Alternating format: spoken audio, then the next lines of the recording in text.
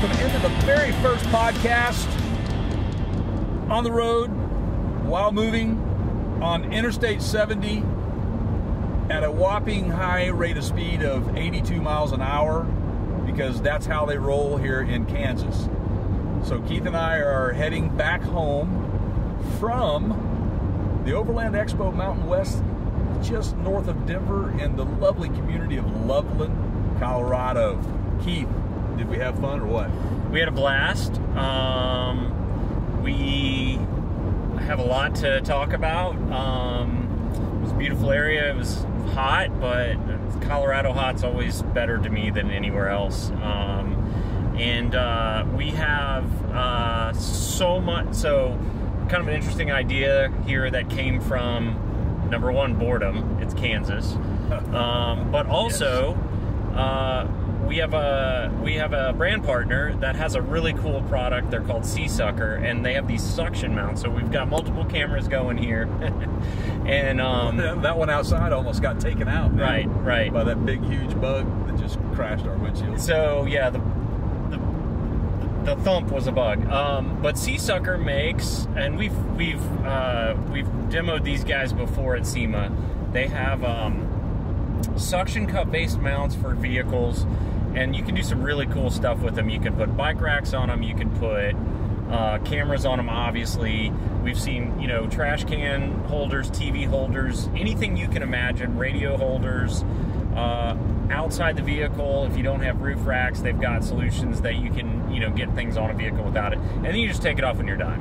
Yeah, and for me, it's a perfect fit for me because we're driving cross country in my 2025 Honda HR-V Sport, which, like I said, so much to talk about, right? It's a really nice ride. We're having a blast with it. But we are mounted up. I've got one of their mounts on my windshield for my phone, and of course the front angled camera facing us that's actually mounted to the hood of the car as we're driving down the highway at 82 miles an hour, and it's holding up well.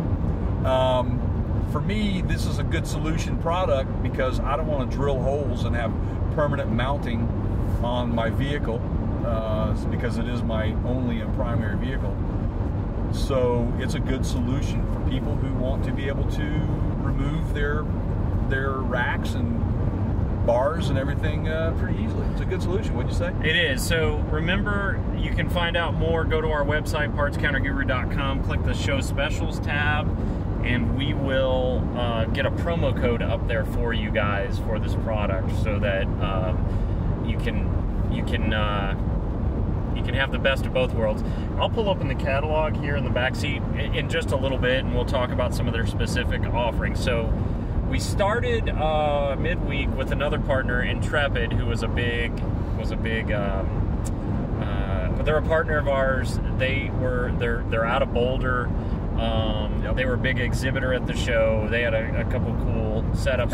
Hats off to Sloan and the guys over there, DeMario, and I want to say his name was either Ryan or O'Ryan. And forgive me if we are not saying that correctly, but you guys were red carpet laid out for us to come in and feature your product for the day, and we really absolutely enjoyed that.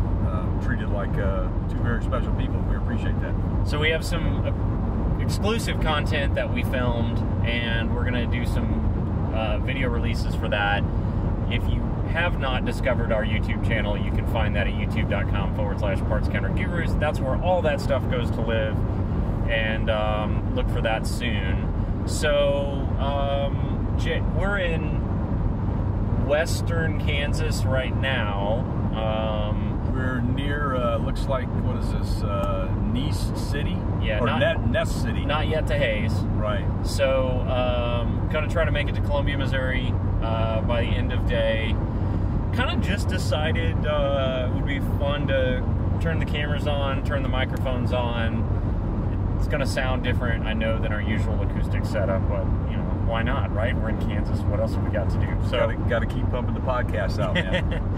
So, and by the way, thanks to you guys that are listening, and that number's impressively growing. So make sure you tell a friend. If you are finding this podcast on YouTube, know that on that same website, partscounterguru.com, there is a podcast tab. It's podcast links, and if you have an audio platform of choice, whether that's Spotify or Apple or whatever, all those links are there. So yeah, and we're tanked up with fuel for a while. So Jay, so you'd never been to the Rockies?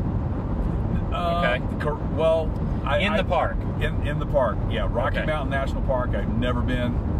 What a treat! What an absolute treat! So we got to go, as I adjust the mic here, we got to go spend a day. I'm changing lanes in Rocky Mountain National Park. We had a Chuck, friend of ours, Avant Link Chuck, kind of acted as tour guide. Went into Estes Park. What a cool day! Like, what do you remember about it? What I remember about that, I mean, I guess elevation, of course, man. I mean, you go from, 4,500, 5,000 feet up to 12,100 and something. And the temperature difference, man. I mean, we were 84 degrees in Estes Park when we started trekking up. And when we got up top to the Alpine Lodge or Alpine Ridge, it was 38 degrees, and we were in the clouds, so it was misting. And I wouldn't hesitate to say that there was most likely some frozen precipitation happening, because I could feel it from time to time. And then seeing the elk, man. I mean, the herds of the elk just down below us. Those are some standout things. Beautiful mountains. I mean, obviously, I've lived, in the North Cascades over on the West Coast for a long time, but this mountain range is much different than the Cascades. There's some looks that are similar, but there's just something different about the Rockies. They're beautiful. Something that's different about that park that you and I have done a lot with Rothmeyer, our friend Rothmeyer, but most people don't get to do, is we took the Old Fall River Road, and for those of you that don't know what that is, it's the original access road in the park that goes up to basically the highest point in the park, and it's gravel, and it's one way, and it's lots of you just go up, switchbacks, all the way up, and you don't get that in national parks much. You get paved roads, lots of traffic, but they still maintain it. It was similar to some other stuff that you and I had done, but for a lot of people, if you've not ever done that one, I recommend it. You don't have to have four-wheel drive, if you're doing it in the summertime. No, there were people in, Toyota Camrys driving up that, so don't hesitate to take that trek up on that particular fork of the road. The other thing too is that when you start getting above 10,000, 11,000 feet, obviously altitude sickness can become a problem for certain people. So just keep that in mind. But honestly, if you can't handle it, just get to lower elevation. But if you're up there and you feel maybe a little dizzy, a little bit of pressure, a little bit of a headache, a little winded, make sure you drink a lot of water. Water's the key to that. And just don't overdo it. Just remember, you're only, what are you getting, 2/3 of the normal amount of oxygen in your body? Yeah, I think that's right. So it's so it's a little bit more difficult to breathe, but you will get used to it. That's why athletes travel there to train, to strengthen their bodies, their lungs, all of that stuff. So what a treat, man. I'm so glad that Chuck was able to get us up there that day, and it worked out because it's so packed all the time. You have the pass, and we were able to get in on after the what do you call it, the timed? Yeah, so what Jay's talking about is I have a Family National Parks Pass. Basically, it lets you take a car full of anybody in with you. That particular park, and there are a couple other parks, have now instituted a timed entry system is what they call it, and you have a window of time that you have to go apply for, and that's the only time that you're allowed to drive in, between the hours of 9 a.m. and 2 p.m. So after 2 p.m. or before 9 a.m., you don't have to have the timed entry permit. You still have to pay for park access, whether that's a season pass or whatever. But they are completely sold out on the timed entry through the month of October. So that, if that gives you any indication of how busy that park is, and that helps keep the lines down, because there can be, I've seen, especially coming in through Estes Park, like a 45-minute wait in the line to get through.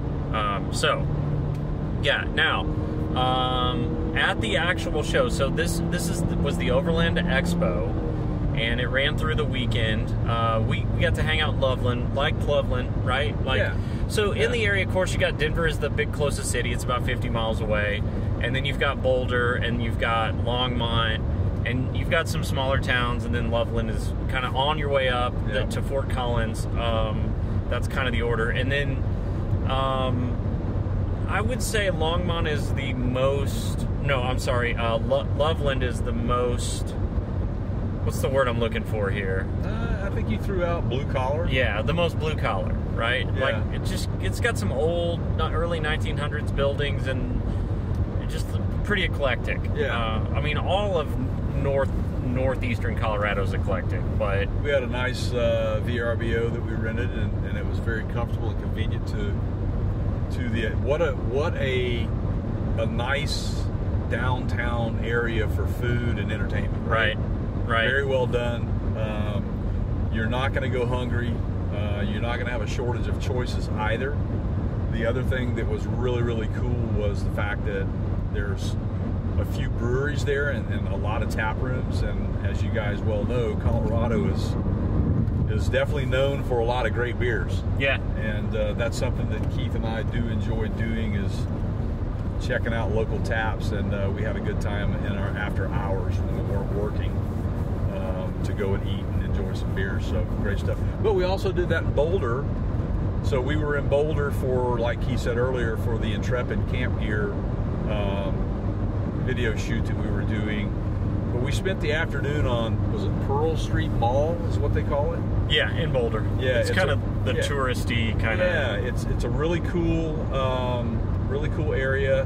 It's all pedestrian traffic. There, so just make sure you got on good walking shoes, and you got a lot of time and perhaps a lot of money if you're interested in buying a bunch of stuff, because they've got it there, just about anything you need right on that little street. So, but we had some great sushi.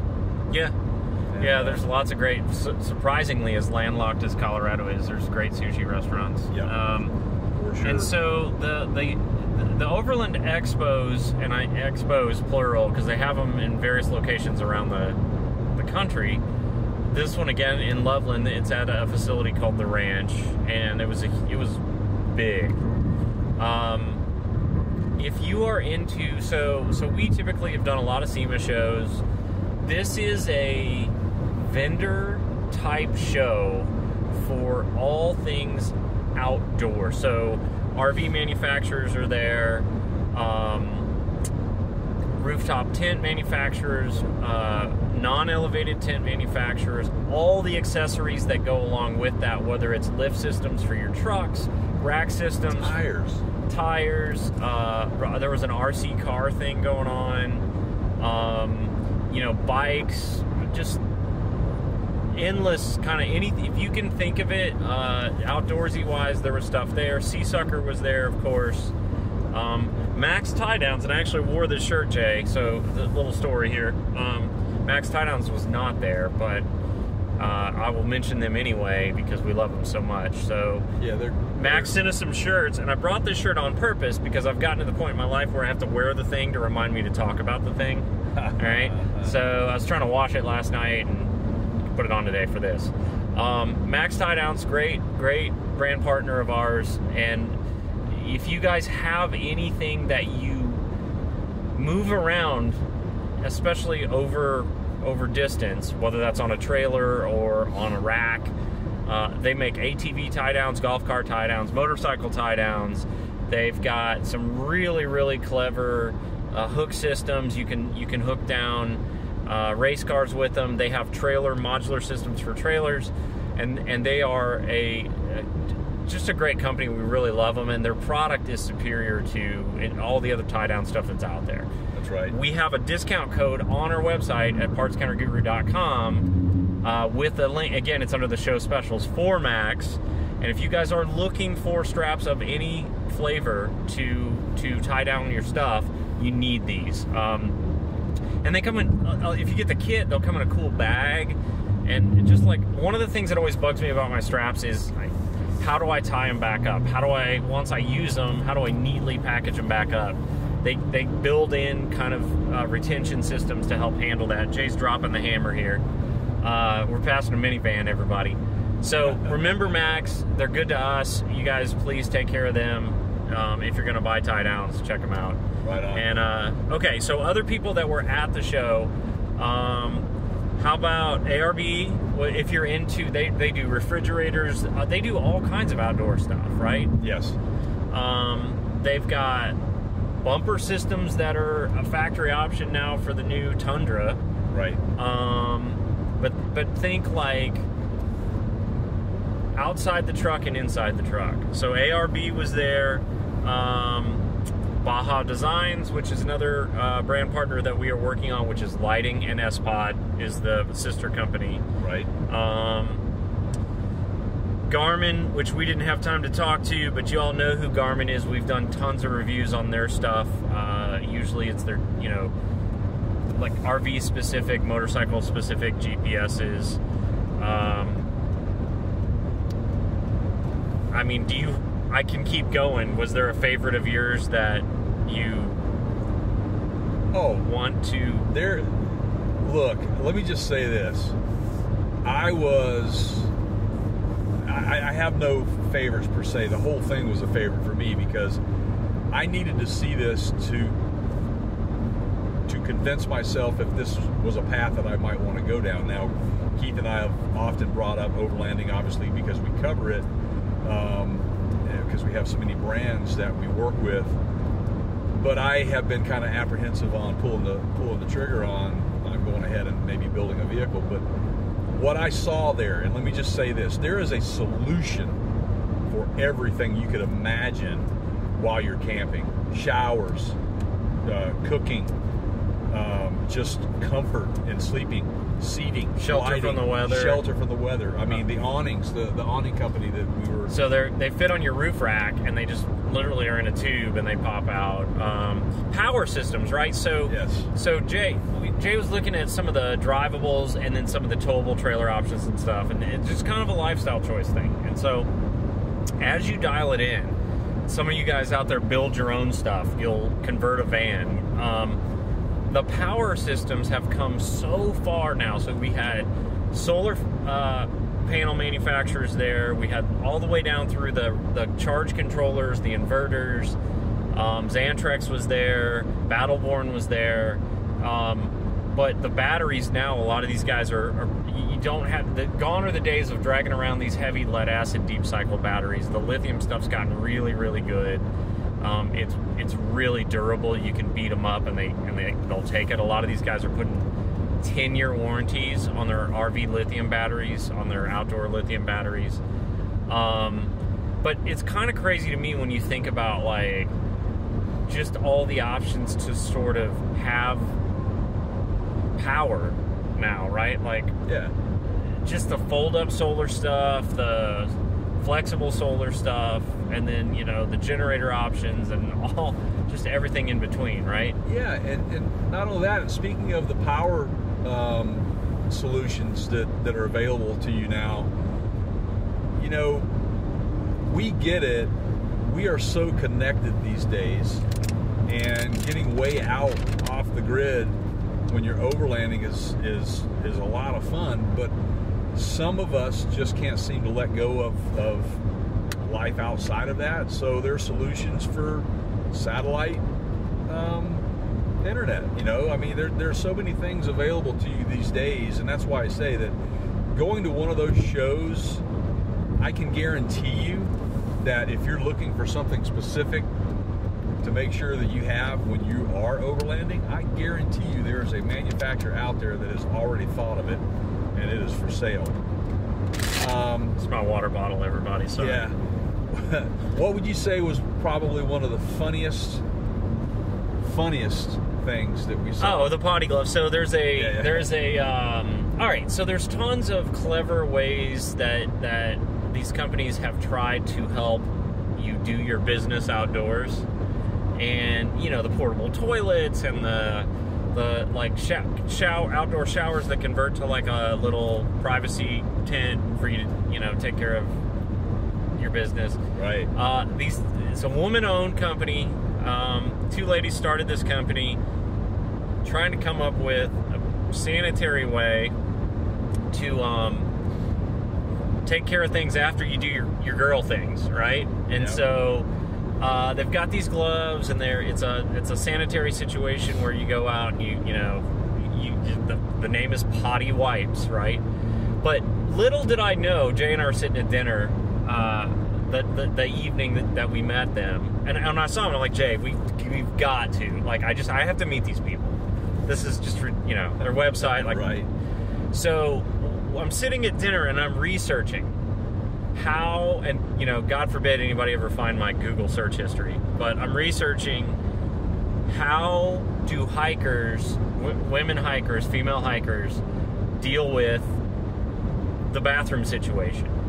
And it is this wild west of funnels that you can use standing up, and there's some of it's pretty disgusting. Like there's a cloth that you can buy, and it's like waterproof on one side, and it's like you use it and then you hang it on your backpack while you're hiking to dry out, and yeah, right. So but they're trying to solve clearly a problem where you want to be outside, you want to be outside longer than you can hold it, right? Yep, that's right. So that's their solution, and it's pretty interesting. We'll put a link to them in the show notes or something. Yeah, obviously it's a sanitary way you keep your hand clean while you're trying to clean yourself, and you just pack it out in your trash. Just move on. It's very sanitary and clever idea.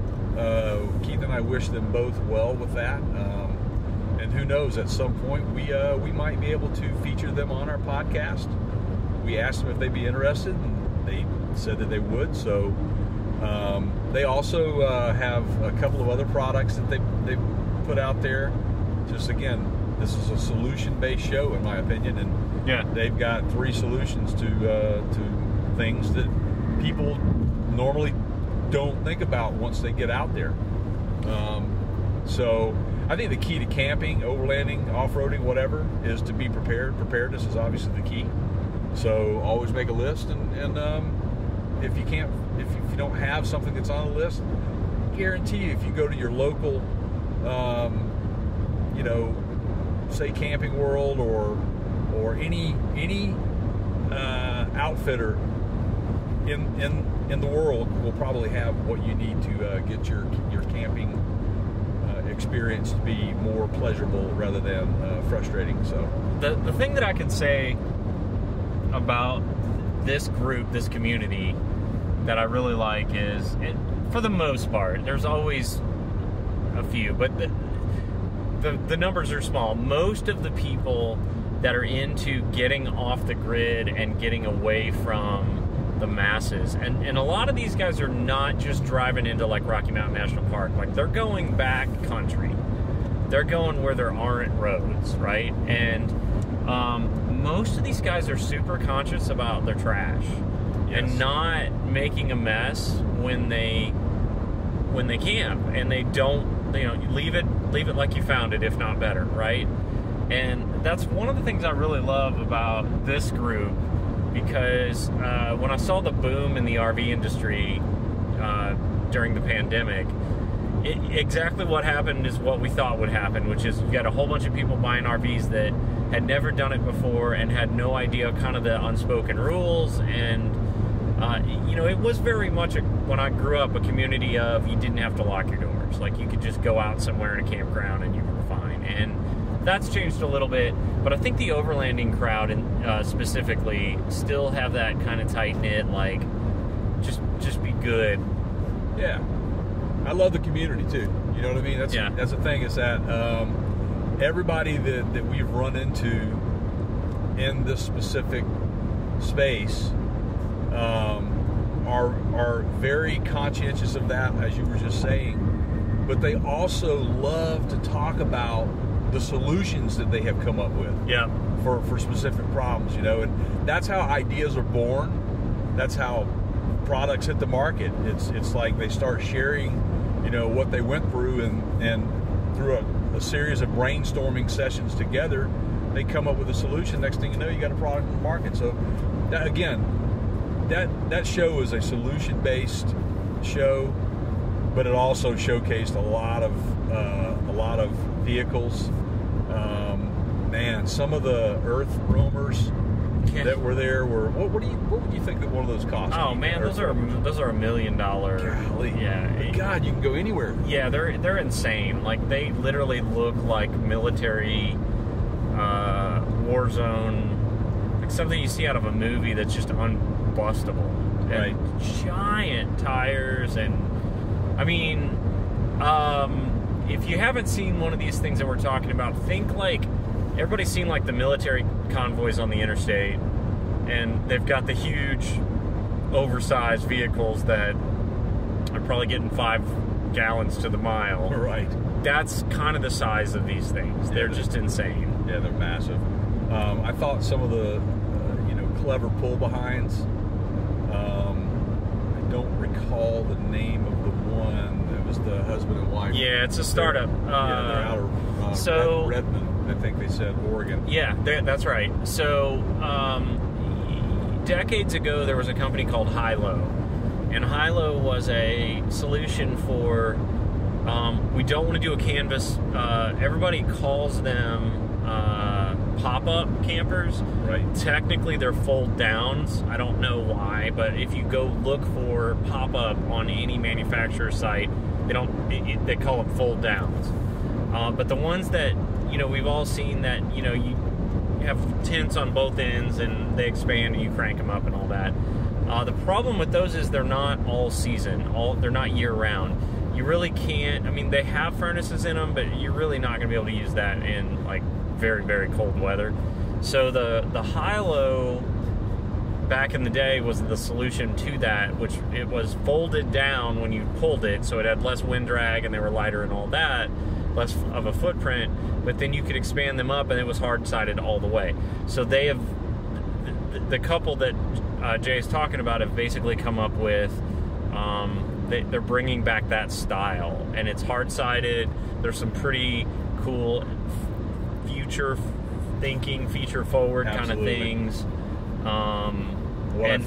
What I thought was really cool about it was, let me say this, and this is the truth, in the one that we were in, if you were 7 feet tall, you still have plenty of headroom in that thing. Yeah. It's amazing at how, I would say it'd have to be 8-foot ceilings in there. Yeah, probably. It's pretty tall. And so it's me as one that, I don't like anything that makes me feel claustrophobic. There was nothing about that that made me feel claustrophobic at all. If anything, I felt like, I was in just a small, normal house room, but it had everything you needed. It had a toilet, shower, kitchen, had microwave fridge, could sleep. Dining, sleeping. This particular one, I asked, 3 comfortably can sleep, but you could put 4 in there, so 4 people could definitely sleep in there. It could happen, but it was well done. And I think he said that it was like 3,200 pounds. Our GoPro battery just kicked off, so that feed's gone. I don't know. Well, here we are. So we got this one. So that might be an indicator to wrap it. So Jay, two questions. Like, first of all, for those of you that have not been through Kansas in a while or ever, don't. But but if you do, the windmill game, like the power turbines, the wind turbines, they're everywhere. And we discovered, because I just had to know, I was curious, these things are what was it? Was a couple? They were in the millions, couple million to buy. Maintenance on them was around $50,000 a year. But I took the average cost per kilowatt hour in the state of Kansas, which I think was like 13 cents and some change. Yeah. and multiplied that by the typical production that these things can produce in a year. And if they sold at 13 cents a kilowatt hour for all the power they can produce in a year, they're making like 460 million Yes. a year. Basically, within the first month or two, the whole unit pays for itself. Right.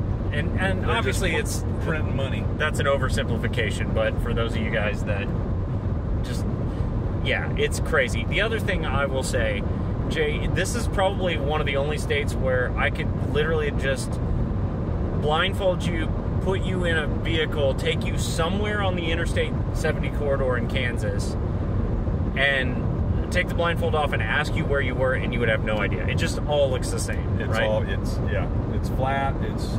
This is my first trip driving through the entire state. I've been into Kansas, just over the Missouri-Kansas line into Kansas City, Kansas.